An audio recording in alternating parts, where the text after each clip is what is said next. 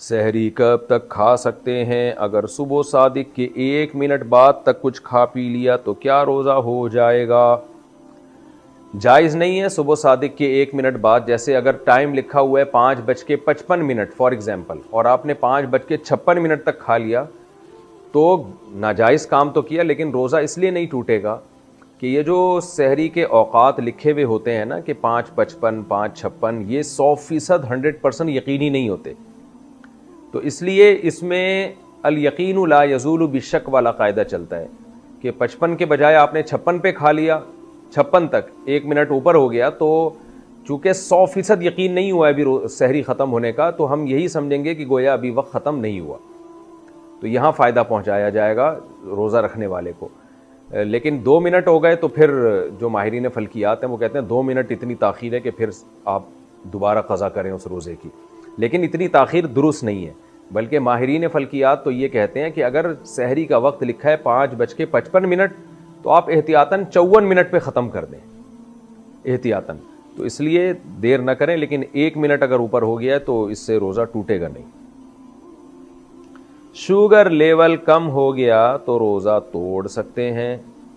میرا sugar level اکثر کم ہو جاتا ہے، اگر روزہ نہ ہو تو کچھ میٹھا کھا لیا جائے تو بہتر ہو جاتا ہے، لیکن روزے کی حالت میں شوگر لیول کم ہو جائے تو کیا روزہ توڑنے کی گنجائش ہوگی؟ جی ہاں بھائی، گنجائش نہیں آپ پر، تو شوگر کے مریضوں پر تو یہ چیز لازم معلوم ہوتی ہے، کیونکہ ہم نے اپنے ریلیٹیوز میں دیکھا ہے شوگر کے پیشنٹ تھے، روزہ رکھا، شوگر لیول ڈاؤن ہوا اور انا للہ ہو گیا ان کا اچانک.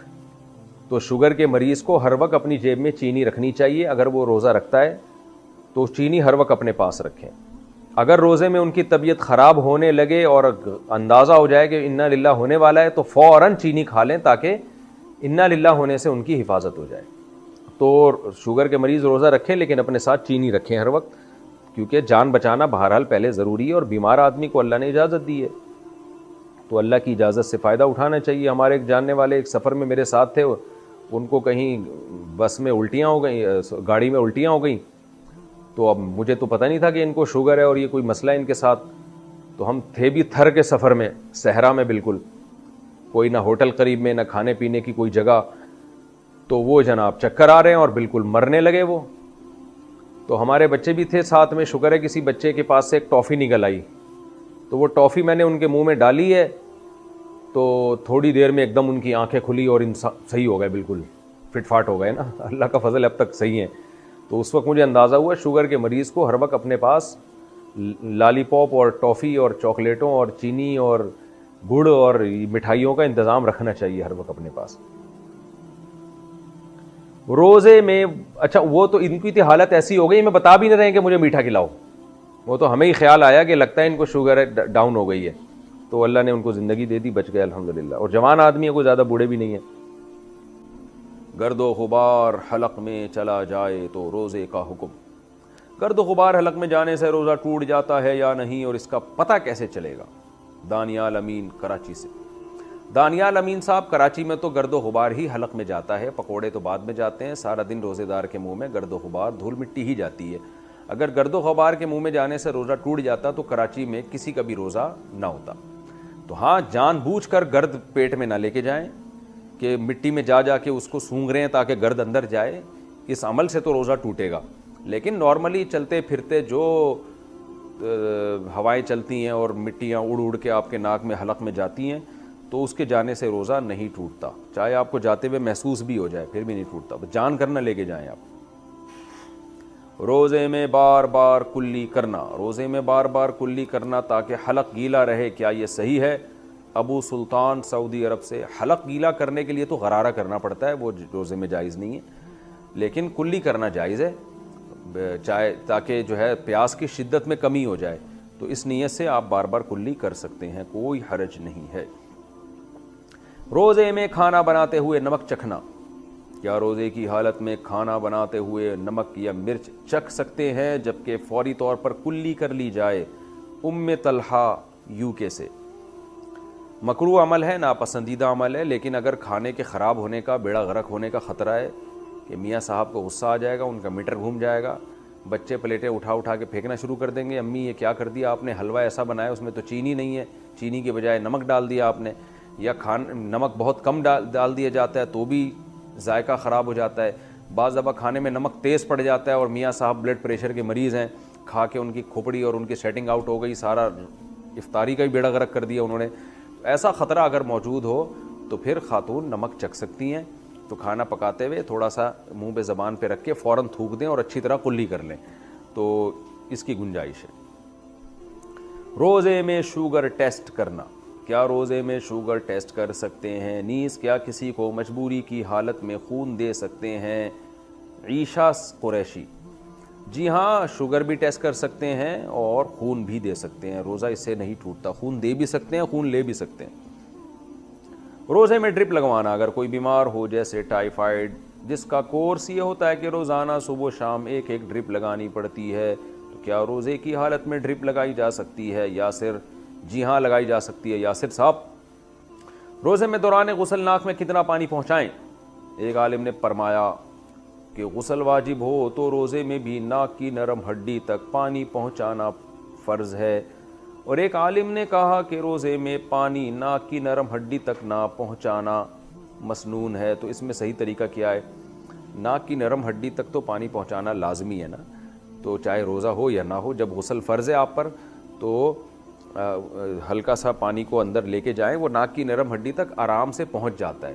بہت زیادہ زور نہ لگائیں, وہمی لوگ زور لگا لگا کے دماغ میں پانی پہنچا دیتے ہیں, تو ہلکا سا بس کھینچ لیں, اس سے آرام سے پانی پہنچ جاتا ہے, وہم نہ کریں اس میں.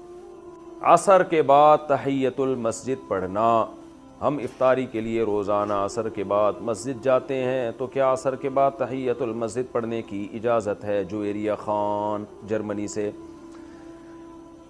بعض فقہا اس کی قائل ہیں, وہ کہتے ہیں حدیث میں آتا ہے جب مسجد میں داخل ہو تو 2 رکعت پڑھو, تو وہ کہتے ہیں اس میں تو کوئی نبی نے فرق نہیں کیا کہ مکروہ وقت ہو یا نہ ہو.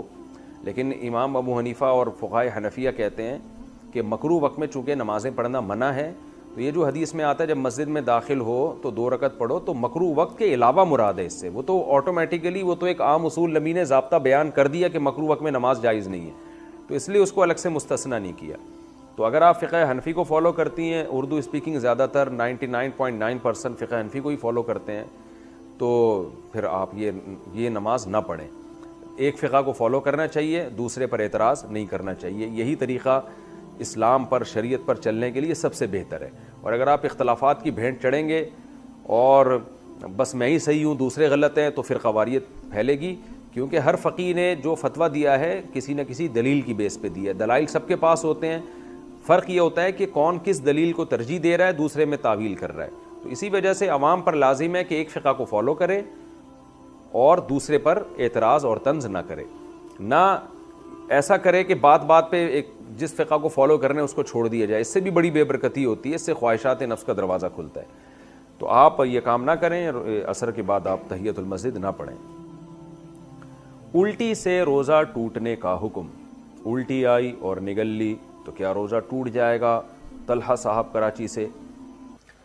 اگر الٹی منہ بھر کے آئی ہے, منہ بھر کے الٹی کا مطلب یہ ہوتا ہے اتنی زیادہ الٹی تھی کہ منہ میں اس کو روکنا مشکل ہو گیا آپ کے لیے, تو پھر ایسی الٹی کو نگلنے سے روزہ ٹوٹ جاتا ہے. ادروائز تھوڑی سی الٹی کو نگلنے سے روزہ نہیں ٹوٹتا.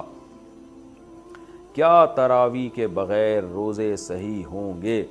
پورے رمضان کی تراویح نہیں پڑی اور تمام روزے رکھ لیے تو کیا روزے صحیح ہوئے یا نہیں؟ سلیم نسیم: دیکھیں, تراویح اگر کوئی نہ بھی پڑھے تو روزے اس کے بہرحال صحیح ہو جاتے ہیں, روزوں پہ فرق نہیں پڑتا. لیکن تراویح سنت مؤکدہ ہے, قابل ملامت ہے وہ شخص جو تراویح کی نماز نہیں پڑھتا, تو اس لیے تراویح بھی پڑھنی چاہیے.